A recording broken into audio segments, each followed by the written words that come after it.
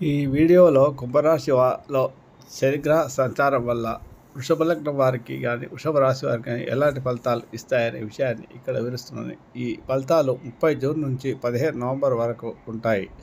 వక్రగతిలో శని ఇచ్చే ఫలితాలు ఒక రకంగా చాలా అద్భుతంగా ఉంటాయని చెప్పవచ్చు. Lakkaraju Muralidhar Rao astro and remedies ఛానల్కు సబ్స్క్రైబ్ చేసుకోండి. ఓం శ్రీ గురుభ్యో నమః.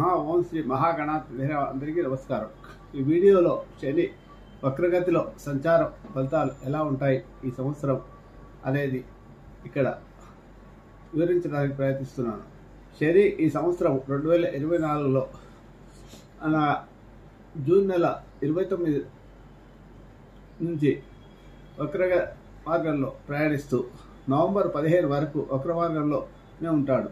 తర్వాత మళ్ళీ రుజుమార్గంలోకి వస్తాడు. ఈ 135 రోజుల పాటు శని వక్రగతిలో సంచారం చేయడం అనేది ఒక ప్రత్యేకమైన ఫలితాలను శని ఇస్తాడు. ఈ శని వక్రగతిలో ఉన్న సమయంలో, అంటే శని వక్రించడం అంటే రవి గ్రహానికి దూరంగా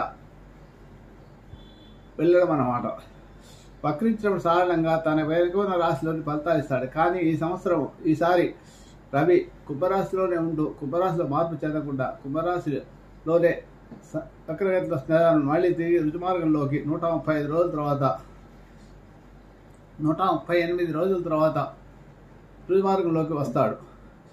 దీనికి వక్రగతి అంటే ఏంటంటే అర్థం చేసుకోవడం ప్రయత్నిస్తే, మనం రైల్లో ప్రయాణిస్తున్నాం అనుకోండి, మనకు ఎలా కనిపిస్తుంది? రైల్లో కూర్చున్నప్పుడు మన స్టేషన్లో రైలు ఆగినప్పుడు మన పక్క నుంచి ఒక రైలు వెళ్తుంటే మనం కూర్చున్న ట్రైన్ వెనక్కి వెళ్తున్నట్టుగా మనం భావిస్తాము. నిజంగా కూడా ట్రైన్ వెనక్కి వెళ్ళదు. మళ్ళీ రెండు వైపు చూస్తే ప్లాట్ఫామ్లోనే ఉంటుంది. కానీ కుడివైపు దిక్కు చూస్తే పక్క నుంచి రైలు వెళ్తున్నది ముందుకు వెళ్తుంది కదా, మనం కూర్చున్న రైలు డబ్బా వెనక్కి వెళ్తున్నట్టుగా కనిపిస్తుంది. అలాగే మనం రైలు ప్రయాణిస్తున్నప్పుడు బయటకు ప్రపంచాన్ని చూస్తున్నప్పుడు అక్కడ రోడ్డు పైన ఉన్న చెట్లు, వాహనాలు కానీ పక్కవి కానీ ఏమైనా ఉంటే అవి మనం ముందుకు వెళ్తుంటే అవి వెనక్కి వెళ్తున్నట్టు కనిపిస్తాయి. ఇది వక్రగతి అంటే యాక్చువల్గా జరిగే యథార్థ పరిస్థితి ఏంటంటే, ఏ గ్రహము వక్రం అనేది ఉండదు. వక్రము తన స్థితి నుంచి కొంత మార్పు, స్పీడు, తన యొక్క వేగాన్ని మార్పు చెందుతుందన్నమాట. ఈ ఖగోళంలో తమ ఖగోళంలో ఈ గ్రహాలు తమ కక్షల్లో తిరుగుతున్నప్పుడు ఒకటి వేగాన్ని అందుకొని ఒకటి వేగం తగ్గినప్పుడు అది భూమి మీద ఉండి చూస్తున్న మనకు అవి వెనక్కి వెళ్తున్నట్టుగా, ఏదైతే గ్రహము కొంత వేగం తగ్గుతుందో ఆ గ్రహము మనకు వక్రంలో అయినట్టుగా కనిపిస్తుంది. ఇది వక్రగతి యొక్క అర్థం చేసుకోవడానికి అన్నమాట.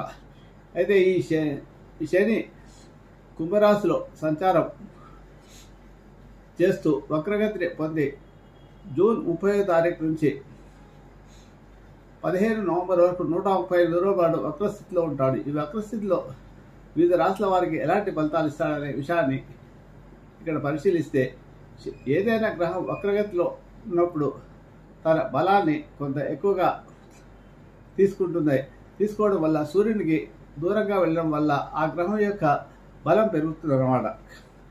ముఖ్యంగా రవిచంద్రులకు వక్రగతి ఉండదు. కుజ, బుధ, గురు, శుక్ర, శని గ్రహాలకు మాత్రమే వక్రగతి ఉంటుంది. రాహుగతులు ఎప్పుడూ వక్రగతిలోనే ఉంటారు.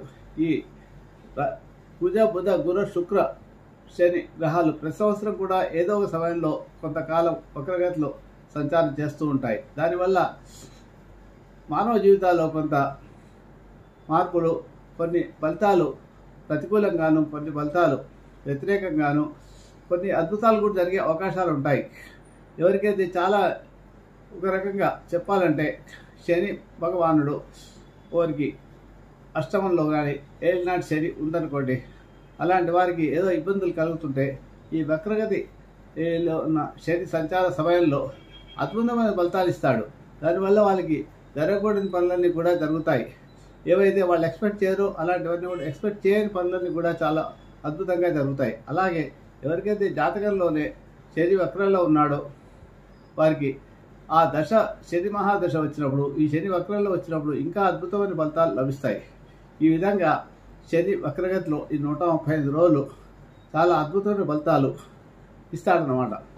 ఈ శని ఈ వక్రగతిలో సంచారం చేసే సమయంలో ముఖ్యంగా అనుకూల ఫలితాలు పొందే రాశులు ఏంటంటే వృశ్చికము, సింహము, మీనరాశులకు చాలా అనుకూల ఫలితాలు లభిస్తాయి. అలాగే ప్రతికూల ఫలితాలు పొందే రాశులు ఏంటంటే కుంభరాశి, మకర రాశి, ధనుస్సు రాశి, మిథున రాశి, తులారాశులు. వీటికి మిగతా రాశులకు మిశ్రమ ఫలితాలు ఉంటాయి. ఈ రాశులకు ప్రతికూల ఫలితాలు లభిస్తాయి అన్నమాట.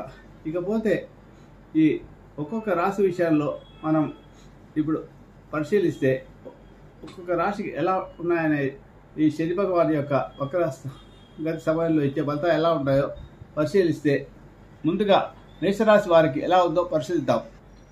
ఈ మేషరాశి వారికి ఏకాదశ స్థానమైన కుంభరాశి ఏకాదశ స్థానం అంటే 11వ స్థానం ఉంది. 11వ స్థానంలో శని సంచారం జరుగుతుంది కాబట్టి ఈ సంవత్సరం అంతా కూడా ఉంటాడు. శని 30 నెలలు ఇదే రాశిలో ఉంటాడు కాబట్టి నెలకు 1 డిగ్రీ చొప్పున 30 నెలల్లో 30 డిగ్రీలు పూర్తి చేస్తాడు. ఈ రకంగా చేయడం వల్ల ఈ శని ఈ వక్రగతి సమయంలో ఇక వృషభ రాశి వారి యొక్క ఫలితాలు శని వక్ర సంచార సమయంలో ఎలా ఇస్తాడని పరిశీలిస్తే ఈ 30 జూన్ నుంచి 15 నవంబర్ 2024 వరకు 138 రోజుల పాటు వక్రస్థితిలో 325 డిగ్రీల నుంచి కుంభరాశిలో 310 డిగ్రీల వరకు వక్రస్థితి ఉంటుంది. తిరిగి వక్రస్థితి నుంచి రుజుమార్గంలోకి 15 నవంబర్ నుంచి ప్రారంభమవుతుంది అన్నమాట. ఈ 135 రోజులు ఫలితాలు పరిశీలిస్తే ఈ వృషభ రాశికి భాగ్య రాజ్యాధిపతి అయిన శని కర్మస్థానంలో అన్న 10వ స్థానంలో సంచారం జరుగుతున్నది.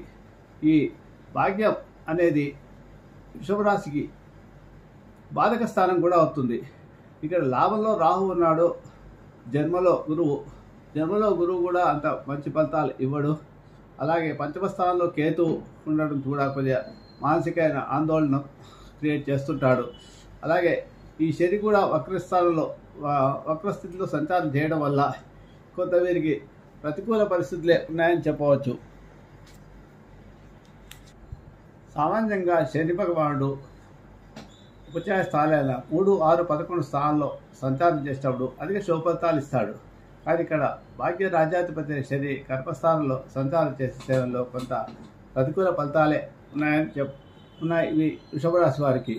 వీరికి మిత్రస్థానం అయినప్పటికీ కూడా గ్రహాల అనుకూలత మిశ్రమంగా ఉండడం చేత వీరికి అనేక ఈ వక్ర సంచార సమయం అనే 135 రోజుల లోపల చాలా రకమైన జీవితంలో మార్పులు జరిగే అవకాశాలు ఎక్కువగా ఉంటాయి. వీరు వివాహ ప్రయత్నాలు ఎవరైతే చేస్తున్నారో వారికి 1-2 సార్లు వివాహ ప్రయత్నాల్లో మీరు ఫెయిల్ అయ్యి తర్వాత ఈ వివాహ ప్రయత్నాల్లో విజయం లభించి చివరికి 1-2 సంబంధాలు పోయిన తర్వాతనే మీకు ఈ వివాహ సంబంధాల్లో 3వదో 4వదో అయితే మీకు సెటిల్మెంట్ కుదురుతుంది. అలాగే వీరు ఇక ఉద్యోగం చేసే వారికి ఉద్యోగంలో కొంత ఇబ్బందులు, ఒత్తిడులు ఎక్కువగా ఉంటాయి. అధికారులతో జాగ్రత్తగా ఉండాల్సిన అవసరం ఉంది. అలాగే కొంత శ్రమ పడిన తర్వాతే వీరికి మంచి ఫలితాలు లభిస్తాయి. ఇక వీరికి ధన వ్యయం చాలా ఎక్కువగా ఉంటుంది. ఈ సమయంలో ముఖ్యంగా శుభకార్యాల మీద ఖర్చు పెడతారు. అలాగే వృత్తి వ్యాపారాల్లో కూడా కొన్ని సమస్యలు వస్తుంటాయి, చిక్కులు. దానివల్ల మీరు కొత్త వ్యాపారం ప్రారంభించకపోవడం మంచిది. ఏ పని అయినా కూడా ఈ 138 రోజుల పాటు కొత్త వ్యాపారం కానీ కొత్త పనులు ప్రారంభించకుండా ఉంటేనే చాలా మంచిదే. దానివల్ల మీకు అనవసరమైన చిక్కులు రాకుండా ఉంటాయి.